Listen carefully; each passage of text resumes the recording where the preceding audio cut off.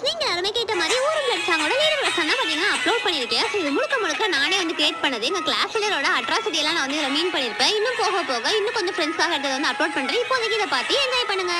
எங்க கிளாஸ் 10 நாள் லீவ் போட்டு வேலை எல்லாம் லீடர் கையில கொடுக்க அவ கத்துற கத்துல தொடர்ந்து காத்துல தமிழ் டெஸ்ட் எழுதுற